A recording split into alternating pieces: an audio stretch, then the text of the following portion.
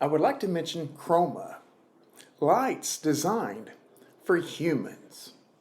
Chroma, a Seattle-based innovator founded by ex-NASA and Air Force engineer Michael Shapiro, is on a mission to enhance physical and mental health with purpose-built devices, unlocking peak human health, cognitive function, and performance. Shapiro launched Chroma to restore the natural light lost to screens in indoor living and delivers faster recovery, sharper minds, and better sleep. Their products hit hard. The Iron Forge speeds muscle repair with red and near-infrared light, while the Skylight mimics sunlight to boost sleep and energy. A standout, the Forge lamp, is a portable gem that fires 660 nanometer and 850 nanometer light to energize mitochondria and heal tissues on the go. Remember the 4 red light chromophores on cytochrome C oxidase, frequently talked about in the podcast. This is why. Their products are built with military-grade durability that have lasting impact. Chroma's tech fuses precision and power. Gallium titride power supplies, smaller, cooler, and stronger than silicone, provide flicker-free light that's easy on the eyes. High-powered LEDs target key wavelengths for skin, tissue, and cellular health, with smart heat management for the lasting impact. Every design decision Chroma makes serves a purpose: to create devices that are precise, durable, and effective for improving human life. Remember, humans use different wavelengths of light for different functions of life. Remember when I ask, what do you think light is? Chroma designs with our biology in mind, from sleep aids and wound healing to mitochondrial energy, full body lights and blue light blocking glasses. They are US made and Chroma ships globally and accepts FSA and HSA payments. Use Autism at checkout for a 10% off discount. That's Autism at checkout for a 10% off discount. For today's episode, we will cover spindle neurons, sometimes called von Economo neurons, named after the person discovering these special types of neurons, Constantine von Economo, in the mid-1920s. Von Economo was studying human cortical tissue at the time, and he described these elongated, spindle-shaped cells. These are much different than the pyramidal cells. And interestingly, he discovered these in the anterior cingulate cortex, the ACC.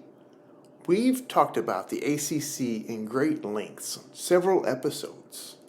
And in the insula cortex, or the insular cortex, another region of interest for us on the podcast. Now, this is interesting to me because this is the hub. These two regions are the hub that make up the Salience network, also discovered as being implicated in autism. Remember the study from UCLA published last year, about 1 year ago now, that found at 6 weeks old, autistic humans, autistic babies, have an impaired Salience network, connections to and from. And if you're just listening, you're thinking, well, they're at 6 weeks old. One, they use functional connectivity. So they use this imaging at UCLA. They have these equipments. They're equipped to do this. And second thing is, they have a high likelihood group and a typical likelihood group. So they were able to follow these 6 weeks old children, these babies, up until 2-3 years old to see and track their autistic phenotype, to see if this came true. Now with the research, sometimes they are called spindle neurons, and sometimes they are just called von Economo neurons, sometimes VEN. I'm going to mostly say spindle neurons, I believe. The reason why they're spindle neurons is because they are like a cylinder, like a soda can shape. These are nearly twice the size of those pyramidal neurons. You can see some pictures, some images of these, if just doing a quick Google search. These are large cells. And the ideal is they allow for rapid communication. We've also talked about monosynaptic connections, a direct connection from cell to cell. For instance, melanopsin in the retina to the SCN in the hypothalamus, our master clock. That is monosynaptic, meaning it does not have to connect using synapses to travel from point A to point B. This also allows for rapid communication. So the ideal is that these type of rare cells are doing essentially the same thing, faster communication from point A to point B. And also, it appears that the main thing, this main action, response, activity for the spindle neurons are social behaviors. Very interesting again. So von Economo discovered, I guess you will, we'll credit him for the discovery of these spindle neurons in the 1920s. And then research kind of stops on these special types of neurons until late 90s, mid-late 90s, year 2000 or so, when a guy named John Allman kind of so-called rediscovers them and starts to study these. Now, one guess I have is these spindle neurons are less dense. There are very few of them in these two regions of our body, the ACC and the Insula. They are not just heavily populated. So this might be difficult for people to go and search. It might be difficult for people to think that these cells have significance.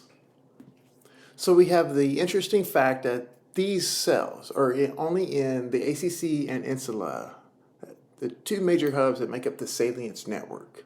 Okay, we'll speak more about the Salience network in a minute. And also the second interesting point are these cells appear to only be used for social behaviors. Okay, now the third interesting point right away is these cells so far they have only been found in very few species, mostly larger primates, and a few cetaceans, so-called cetaceans, which are dolphins and whales. So very social creatures, mind you. That's really what sticks out here. These larger primates that can sustain their species and be more developed and evolved and have a pretty good social structure. Okay, let's talk about some structure of this actual spindle neuron a bit. So they are larger, they are bipolar, okay? They're spindle-shaped cell bodies. Remember, they're kind of cylinder. And they have very minimal dendrites. Remember, we've talked about some dendrites in the dorsal striatum. Remember, we was talking with Dr. Hannah Stevens from University of Iowa. The cells for autistics in the dorsal striatum, which is where our motivations and movements converge. And not motivations that you might think, but the motivations of the central nervous system trying to respond.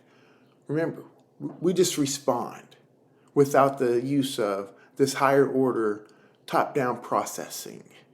And this is what we're kind of getting to here anyways, with the top-down processing and just evaluating the self with that salience network. The dorsal striatum, the cells here for autistics have very dense dendrites. So it's kind of the opposite here. Now, the difference between the dendrites and typical brain and autistic brains are not known to me right now.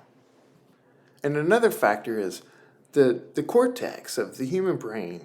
We have layers, 6 layers. And the ideal is these are layered on top of each other like crepes. The spindle neurons are found in layer 5. These cells, the spindle neurons, are mostly monoamine, dopamine and serotonin. In addition, some of them can express neuropeptide Y. Neuropeptide Y is very crucial, and it's a very dynamic little molecule, similar to kind of vasopressin and oxytocin. And it has roles with like fear buffering, fear modulation, social bonding, energy, metabolism, food intake, and helping determine physiology like breathing and breath rate and heart rate. Okay, so that's just a brief summary of neuropeptide Y. It's 36 amino acids. Remember, oxytocin and vasopressin were only 9 proteins. So the von Economo spindle neurons come on board roughly 4 months to 35 weeks of gestation. So it's kind of mid to late time frame of the in utero. And they last, they build up in humans for essentially the first 4 years of life for humans. And this really captures that social network and social skills, social learning, and just bringing in all of the source of social information here. So another thing that kind of captures the specific role with social behaviors, in addition to the serotonin and dopamine and that neuropeptide Y even. So with their unique roles, it really equips the human brain with specialized functions here that humans and these other larger primates are utilizing. So just briefly on these other mammals with larger brains and larger primates and so forth. It is estimated that between the ACC and the Insula. Now, let's just break this insula into regions here. We're going to be talking about the anterior, or sometimes called the frontoinsula. This is more of the seat of the salience network. So if I say insula, it's more of this front region. So humans have roughly 100,000 to 200,000 in these 2 regions here.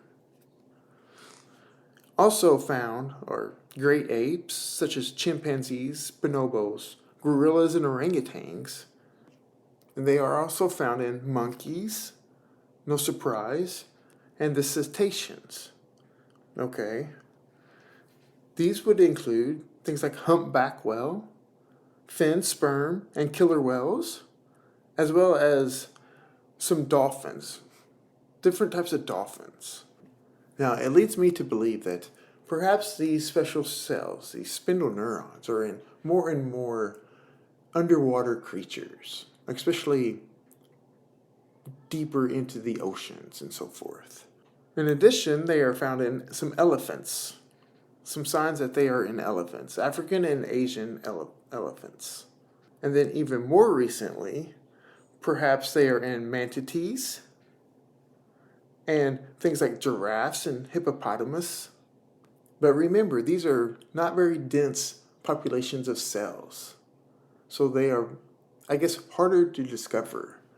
And in 2008, there was a third region in the human brain that appears to have these special spindle neurons. And that's the dorsolateral prefrontal cortex. And these are extremely rare in here. Clusters of 2. So very hard to search and find. So let's talk about the Salience network. We've had a couple of episodes. We had Autism and Adaptive Responses, where we kind of parsed out the medial prefrontal cortex, which includes the ACC and the Insula. And then we also had another episode about autism and the Insula. So we've covered these two regions. So the Salience network is no surprise. It brings our attention to that topic, to that area of interest within the living organism. It determines relevant stimuli, and then it integrates the sensory. We've talked about sensory integration in quite great detail, even with the neurulation and the mesencephalon. Huge in the mesencephalon is sensory integration. The Salience network also helps determine emotional and cognitive information to guide our attention, that decision-making and behavior. Remember, we are predicting machines, okay? And we are constantly using internal calculators, biological calculators. And this is a big data input here for that process, the so-called Salience network, but really specifically the ACC and the anterior region of the insula. Some significant connections here would include the amygdala, the ventral striatum, which includes the nucleus accumbens. Now, the nucleus accumbens is a very powerful little brain region here. It also connects to the substantia nigra and the ventral tegmental area, so hotspots for dopamine. Remember the substantia nigra in the basal ganglia episodes and the Parkinson episode, where we can break this down into two subdivisions. The reticulata, which is GABA, and pars compacta, which is the dopamine. And also remember Dr. Reza Shadmir talking about that as well to us. And the Salience network also connects to the thalamus, of course, the sensory relay hub, and the hypothalamus. So huge subcortical areas here. So the salience detection is a role here that's defined more as a identifying stimuli from the environment that could be a threat or a social cue, or it could help assign our priority. Remember, that's what we're doing. We're predicting and using internal calculators and then just prioritizing our needs. The metabolic bank accountant. The brain is allocating while conserving brain energy, biological energy. The Salience network also is involved with network switching. This is a very big one. This is how I kind of was introduced to the Insula and the Salience network some years ago, because of this network switching, because it's kind of the fulcrum of, on one side you have the default mode network. Remember the Autism and the default mode network episode. This is heavily researched in autism. And on the other side of that, though, is the executive network, this goal-directed task that makes us really unique species. Well, sort of. This is also some reasons why we are very harmful to ourselves. So that's debatable. If only humans say that we're the top species on Earth, the top living organism, when reality is, well, we would probably be 12 to 15, because we harm ourselves so much. Another role is the social and emotional processing. So the Salience network can help facilitate the empathy. And remember Sir Simon Baron-Cohen's theory of mind from 1985. Largely false, and really set autism research back, set a narrative about autism. So this helps us with the social decisions. And interoceptive. the interoceptive integration. Then this is a large thing of what the insula itself is doing, but also some ACC because of that powerful internal calculator with adaptive responses and decision making, the conflict monitoring, and so forth. Interoception is here. The insula is unique because it's evaluating, receiving information from the brain about different brain states, such as valence even. It's receiving information from the body, bodily states and physiology. So how's my breathing? The rate and the depth. How's my heart rate? How's my gut feedback? Am I sweating? Am I comfortable in this environment at this moment? And so forth. And the third data point is the environment. So the insula receives all information about the living organism in that space and time domain. This is why the insula is very cool. And based off of that, it has autonomic regulation, right? The central nervous system, sympathetic and parasympathetic. This Salience network is kind of hinging on that. So the Salience network is recruiting and activating things and inactivating things, shutting things off. And it's just kind of conducting this for us in real time and in planning even. So the ACC, the frontoinsula, the anterior region, and this so-called Salience network, it's not only using the spindle neurons though, so it's hard to parse out what is doing what within this kind of network. However, with the spindle neurons, it seems to be that they are central to the process and respond to that salient stimuli that helps the larger size and long projections to enable that rapid communication. Remember, the larger cells, it can travel from point A to point B faster. And if you think about the timescales that humans are on, am I good? Am I not good? Am I good? Am I not good? What do I need now? And so forth. It's very rapid and it's pretty constant. The brain is always evaluating, what do I need? And how few of that can I use while remaining within homeostasis, the unique comfort of the living organism. I would like to take a moment and mention a pressing issue we are seeing in our modern world, and that is tech use and tech light. The data are impressive and concerning on isolated wavelengths of light, especially shorter wavelengths, which is blue light. For those that don't know, we have chromophores, which are special proteins that absorbs specific wavelengths of light. For blue light, the light that is LED light and tech light, that protein is called melanopsin. Melanopsin is responsible for our circadian biology, physiology and cell functioning, hormone regulation, and even a connection to an area huge for mood.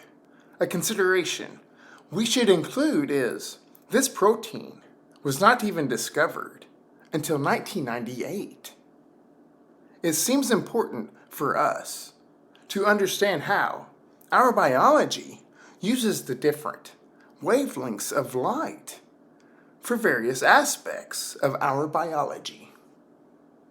This blue light chromophore is our master controller, our master clock. Remember, circadian rhythm is a two-part process, two independent parts, light and dark. For a quick reference, see the 2017 Nobel Prize in Physiology and Medicine.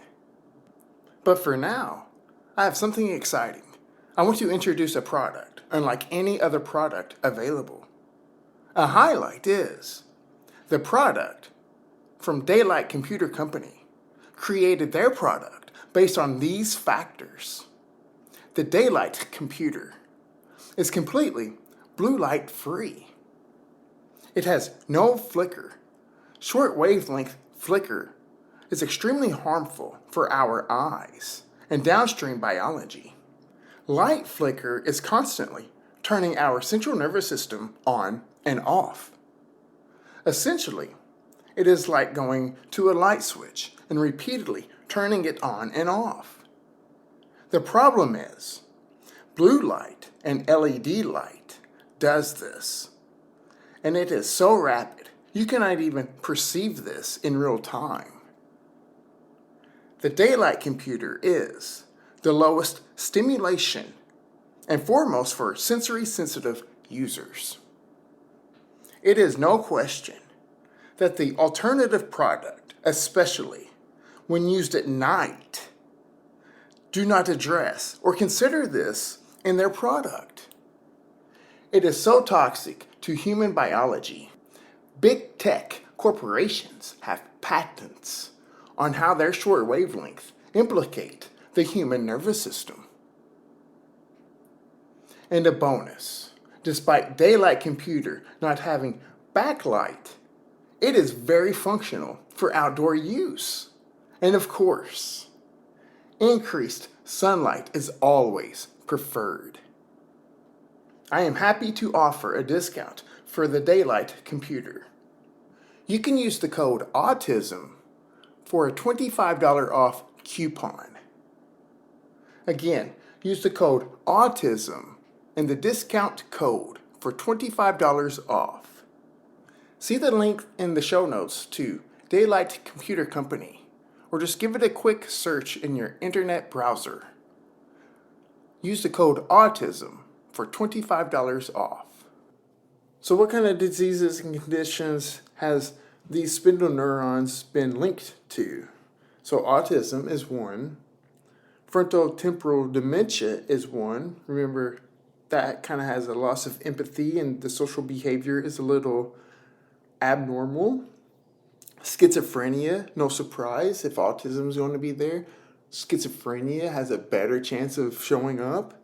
So that salience misunderstanding and that social withdrawal linked to the reduced spindle neuron density and Alzheimer's disease. So that late stage in Alzheimer's, very sad situation, and the emotional deficits appear to be, at least in some part, related to the spindle neurons, and also suicide.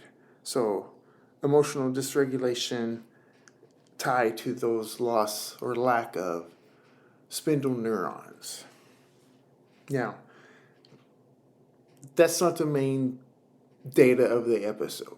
That's just a brief summary of how these are interacting. So the spindle neurons and autism. Okay, so postmortem studies show increased spindle neuron density in the anterior insula of children with autism from age 4 to 14. So this is tied to, the ideal here is, it's tied to that early brain overgrowth. So they're just filling in that population in that space and time. While adult studies show no significant difference. So often in times with the enlarged brain of the early autistic, it kind of, I don't want to say fixes itself, but it kind of does. The older brains learn to prune its population better, keep up with pruning and the size and its needs better than the autistic children. And the Salience network, the connectivity here using the spindle neurons is altered. Hyperconnectivity between the anterior insula and the sensory regions, and causes sensory hypersensitivity, a very big problem in autism. We've covered other areas responsible for this, such as the midbrain and the sensory processing episodes see part 2 of that, where we really parse out studies and using instruments like the N100 and the M100 and the fMRI machine, where it shows information is getting to the midbrain area faster in autistics than typical developed. But downstream, it loses its energy and it has a slower connection to those downstream areas, like the cortical areas. And also with the spindle neurons in autistic subjects, there's a hypoconnectivity, no surprise. This is very common in the prefrontal regions.